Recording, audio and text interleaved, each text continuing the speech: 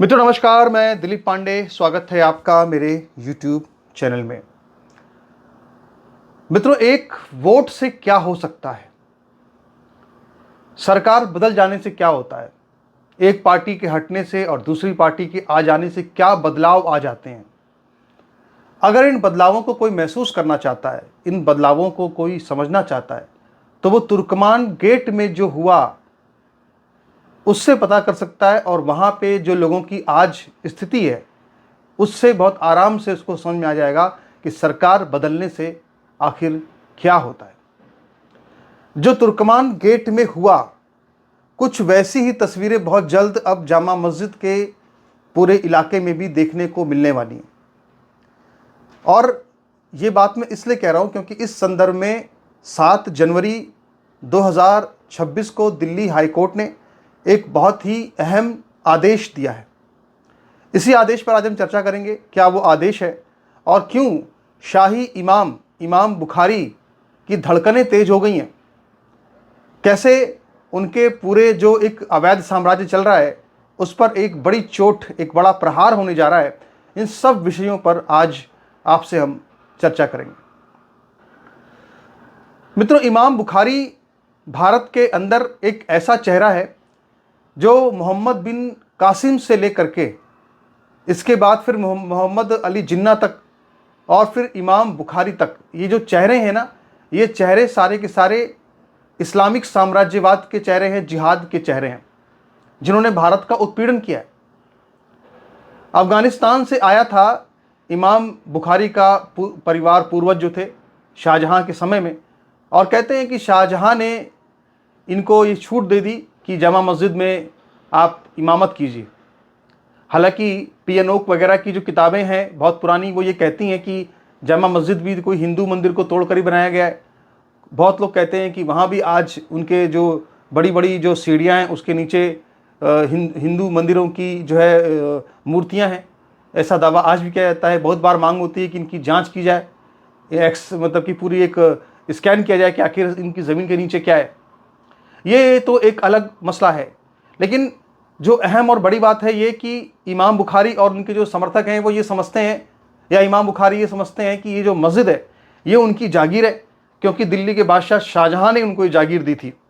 और फिर इस हिसाब से चाहें अगर तो वो इस जामा मस्जिद के एरिया में कुछ भी कर सकते हैं, कोई भी अपनी एक वाणिज्यिक या अपना बिजनेस कर सकते हैं, और इसके लिए जो है चूँकि उनको अधिकार है वो कर सकते हैं।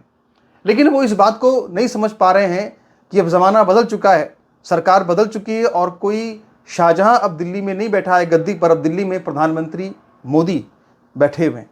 तो इसका जो असर है वो धीरे धीरे अब दिख रहा है, क्योंकि अब पहले तो क्या था, अरविंद केजरीवाल थे, तो वहाँ पर भी अब बीजेपी का मुख्यमंत्री है।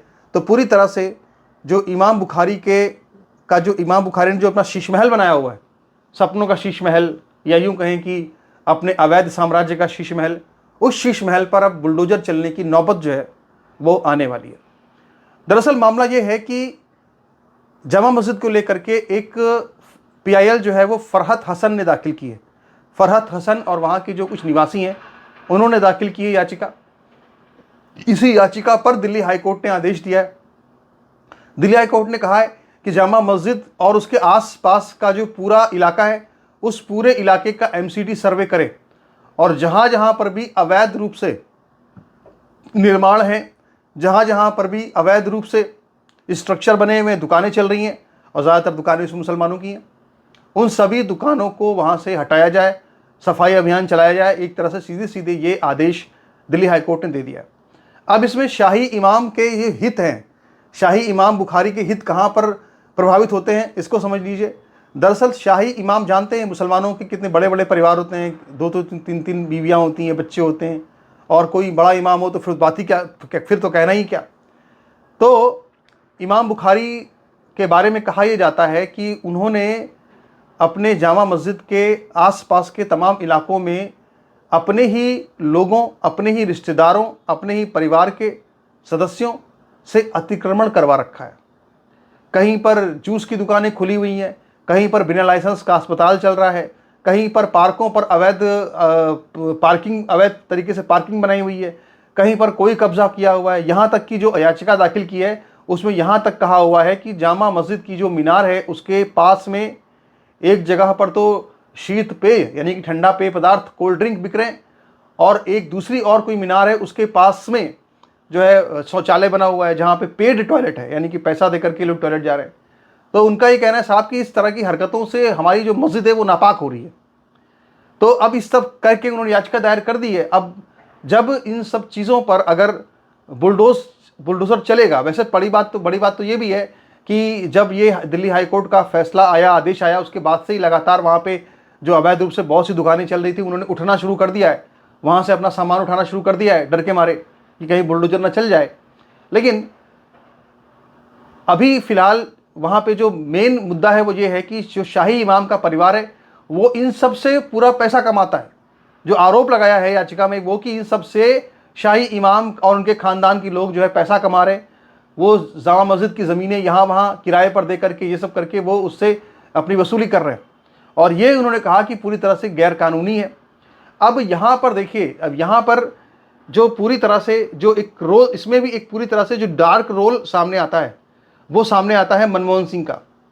ये पूरा जामा मस्जिद के इलाके में इस तरह का पूरा जो अतिक्रमण जो फैला हुआ है, इसकी मुख्य वजह यह है कि साल 2004 में जामा मस्जिद के शाही इमाम बुखारी ने मनमोहन सिंह से प्रार्थना की, रिक्वेस्ट की।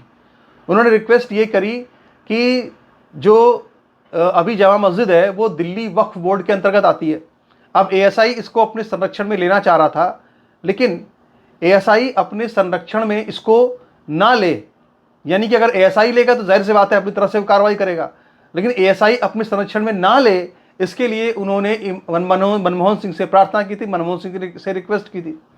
मनमोहन सिंह ने शाही इमाम की इस रिक्वेस्ट को स्वीकार कर लिया था, और इसके बाद जो स्थिति हुई मैं आपको वो बता रहा हूँ। स्थिति क्या हुई? स्थिति ये हुई कि जो एएसआई है वो जामा मस्जिद के रखरखाव पर पूरा खर्चा करती है, उसको उसमें कुछ टूट फूट होती है या कुछ चीज़ें होती हैं तो उसको सब ठीक करने का काम एएसआई का होता है।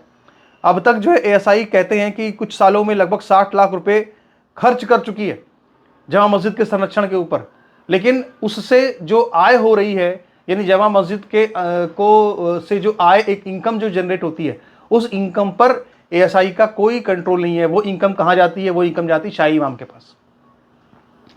याचिका में इस तरह के आरोप हैं।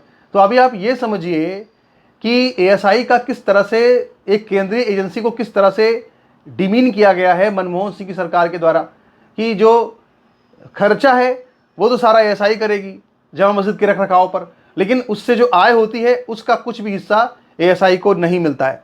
तो इस तरह से देखा जाए तो जो मनमोहन सिंह की काली करतूतें हैं वो तो लगातार खुलती ही रहती हैं, वो आप सब जानते ही हैं।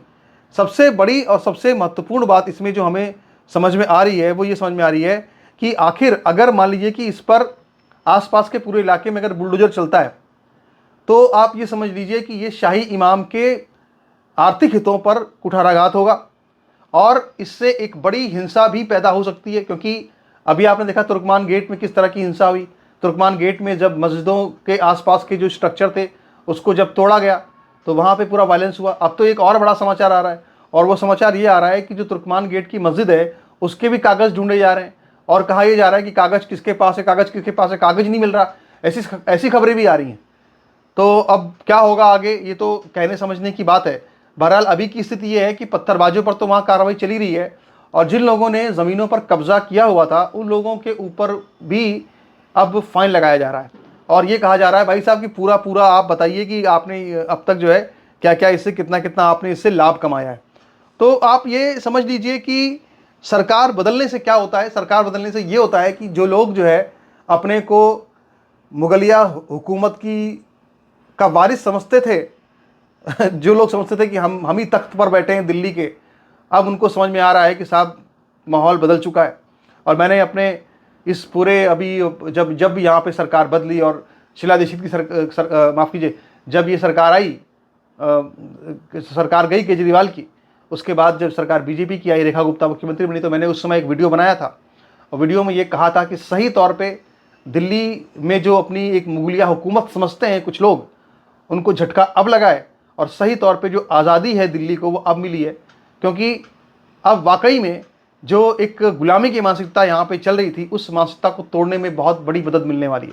और वो चीज़ें धीरे धीरे हम देख रहे हैं कि अब पूरी तरह से चीज़ें जो है वो जो अपने आप को मुगलों के ख़ानदान का वारिस समझते थे, उनको समझ में आ रहा है कि साहब देश में असली बादशाह, देश में असली सिक्का किसका चल रहा है और देश का असली मालिक कौन है।